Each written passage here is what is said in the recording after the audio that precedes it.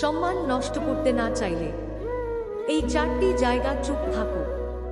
পরে বুঝতে পারবেন যে আপনার সিদ্ধান্তই সঠিক ছিল।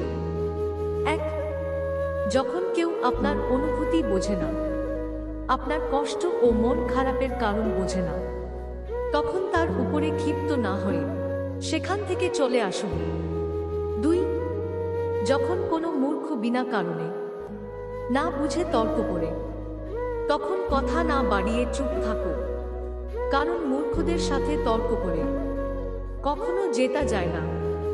3, যখন কোনো মানুষ আপনার উপর রাগ দেখিয়ে নিজের মন সান্ত্বনা দিতে চেষ্টা করে, তখন তার সাথে তর্ক না করে সরে আসাই বুদ্ধিমানের কাজ।